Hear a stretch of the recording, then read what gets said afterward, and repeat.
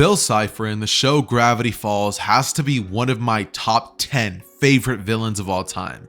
His chase for chaos was incredible, but he made one fatal mistake. He messed with Stan's family. But what could happen if we gave him the chance to try it again in another universe potentially?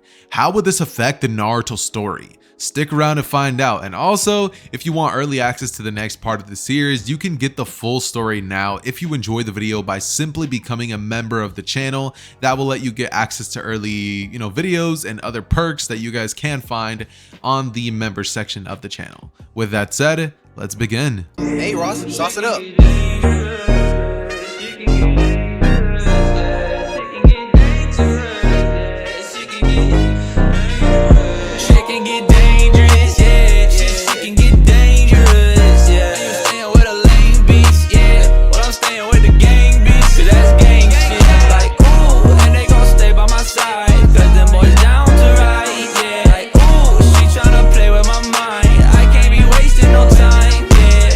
We start in another universe, mere moments before Bill's death. You're making a mistake. I'll give you anything. Money, fame, riches, infinite power, your own galaxy, please, no! Suddenly, we end up hearing Bill invoke some gibberish, just like he would in the original. But if played backwards, it pretty much just says this. AXOLOTL. My time has come to burn. I invoke the ancient power that I may return. Followed by him yelling for Stanley to take his hand. But it never happens. This is where the story of Naruto would change forever. The ancient being known as Bill Cipher would return in another universe, with his reappearance being in an alternate reality. After saying what he said in the show, boom, a giant explosion would happen, and suddenly Naruto would be in the picture as everything just begins to slowly begin to fade black. Naruto's subconscious then pretty much ends up kind of forming a sort of strange sentient triangular like being in his mind, and Naruto would be laying on the floor close to death after having been almost killed on his 7th birthday for being a quote-unquote demon. Bill would wander into his mind and tell him that he can help him, he can save him. He begins asking him whatever led him in this sorry state and why he is so damaged. Naruto in his mind would simply think that it was those villagers who always beat him on the day of his birthday. Ever since he was 4, all he can remember is suffering. And Bill would say to himself that, wow, that's hard, but he can save him, he can help him, and all he has to do is shake his hand and give him access to something. Make a deal, we'll call it. Naruto at this point has about 2 minutes left before he finally croaks, and he would ask Bill, what kind of deal? What does he have to give up? But Bill would say, oh, give up? Oh, don't worry about it. It's nothing important. I just want your friendship, really.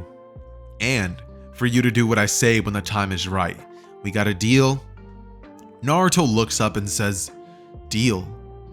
Yeah, deal, friend, in a childlike voice, because Naruto at this point is only 7 years old.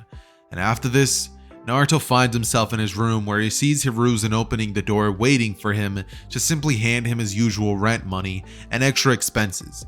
He does this and tells Naruto not to waste it like usual, and he says he won't. But after this, he goes on to ask Hiruzen where his mom and dad are, and Hiruzen says, oh, your mother and father, well, they're gone now, right? So don't worry about it, Naruto, before closing the door.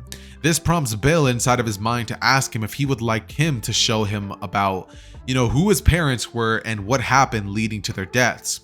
Naruto would look to Bill before asking if he can really do that, and Bill would chuckle and say, I can do anything, watch, as he then goes on to turn his house into a bouncy castle and says, see, I can do anything.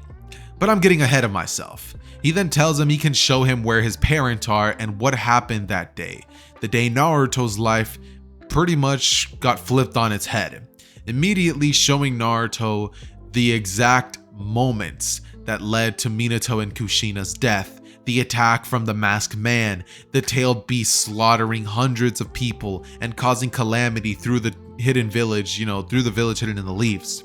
Immediately after this is shown to Naruto, Naruto would wake up in a cold sweat, disgusted with the village, because now Naruto knows that he was sacrificed by his father to become a pawn, a demon, and to save the village, only for everyone to despise him and act as if he did something so wrong. He then looks to Bill, looking down with his head pretty much just feeling defeated, feeling betrayed by his own parents on the day of his birth. How could they have done something like that to him? But he would then look back up to Bill and ask him, he then asked Bill why he chose to make a deal with him. And Bill just goes on to use his unspoken riz to make Naruto feel good about himself and tell him that he's his friend, basically. Going on to tell Naruto that he has nothing to worry about since he's there and he will always be there.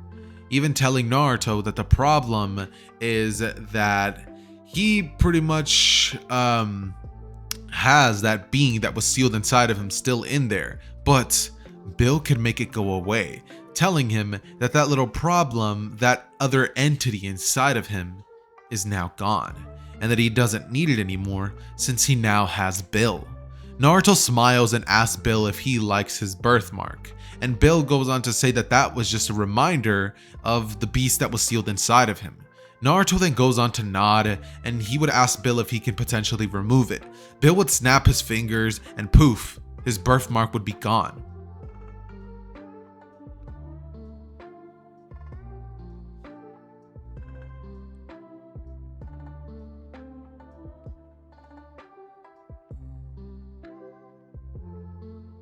Now Naruto doesn't have the demon or the marks, and Naruto feels such joy. So he rushes to the office of Hiruzen to tell him all of the good news. And when Hiruzen hears that Naruto doesn't have the Nine Tails inside of him, he would go on to get explosively angry, asking Naruto while shaking him if he's serious, going on to lift his shirt only to see that there is no seal to be visible where it once was, and asking him what happened to his whiskers. When Naruto goes on to almost tell him what really just happened, it's at this moment that Hiruzen would go on to pretty much use his abilities to sense Naruto's chakra paths, realizing that it's only one, going on to ask him how he could have possibly done it. Naruto's about to tell him how, but then Bill in his mind would tell him not to say anything about him or their friendship, that he'll try to take him away from him, and that he doesn't know what he's potentially getting himself into if he tried something like that. Naruto would look to Hiruzen before looking to the ground and saying he doesn't know how it happened, that it was gone when he woke up. Hiruzen would think about this response and begin to ponder how this could be so, thinking that there's no way that the tailed beast could have been ripped out of him without Naruto dying. So how could this small child that has no control over his chakra whatsoever have gotten rid of the Nine Tails within himself, and why he was so happy? He decides to pretty much believe Naruto, but in a moment of rage, he would smack Naruto across the room and tell him that he's a disappointment to the village and that he can just go ahead and get lost, that money that he used to get every month won't be coming to him anymore for what he had just done to the village, for getting rid of their greatest asset, the Nine Tails, telling Naruto that they needed that thing and that Naruto getting rid of it was the worst mistake of his life.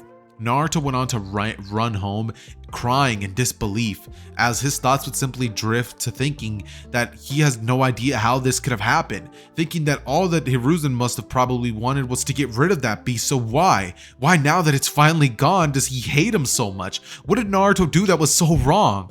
From what he can remember, he's done nothing, but Hiruzen looks to him with hatred in his eyes, with feelings of malevolence in his heart. Naruto doesn't know what to do, and when Naruto goes outside to the public and goes on to tell people that he doesn't have the Nine Tails anymore, nobody believes him. They don't care. Naruto goes back home running and asks himself why the people don't care. Naruto doesn't have the demon anymore. He doesn't have anything.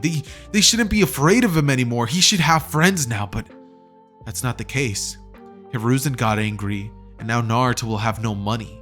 Bill goes on to, pretty much say something in Naruto's mindscape and go on to tell him that he shouldn't have to worry about things like that anymore. That Naruto now has infinite power in this universe and that the only thing that he needs is Bill. So Naruto goes on to pretty much have a time skip in which he goes on to learn how to control all of his new abilities and learn a bunch of things from Bill about the world that he currently lives in, about chakra, about the ancient beings known as the Otsutsuki.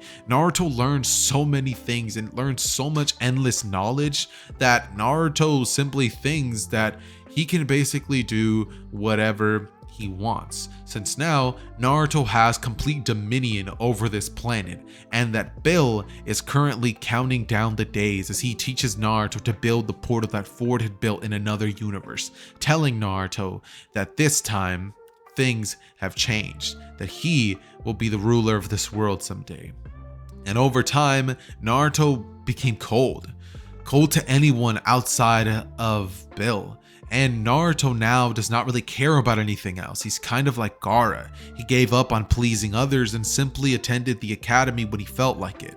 Today just so happened to be one of the days of graduation, and Naruto arrived only to be yelled at by Sakura, since he was sitting in the desk she usually sits in next to Sasuke, who would go on to scream to Naruto in his face about having your seat being taken. "Naruto, what are you doing in my seat? Can't you see that Sasuke's there? Now move, get lost!" She immediately goes on to lift her fist and go to strike Naruto, but the second that she does so, Naruto would place a barrier between him and Sakura that would essentially multiply the force of the impact back on herself, so that the second that Naruto, kind of has that punch land anywhere near his vicinity, Sakura would get sent flying back and feel immense pain as she pretty much goes on to ask what just happened, but Naruto would give her a smile as he would stop time in the classroom and then go on to tell her that if she ever messes with him again, he'll take any and everything she ever loved away from her, starting with Sasuke, as he shows her a genjutsu world so powerful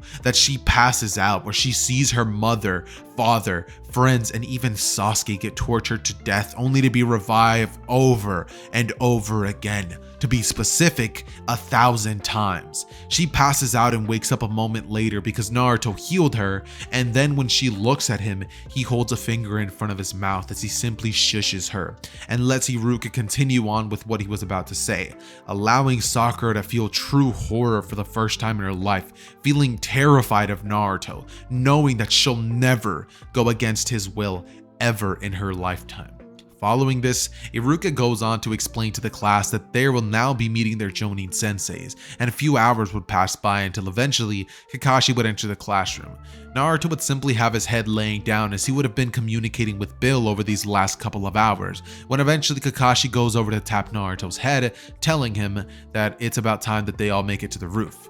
Naruto would be the first one there, even though he was the last one to get up, and when Kakashi realizes that Naruto got there even before himself, he would wonder how he would have done so since he used the body flicker, and he is definitely much faster than Naruto, right?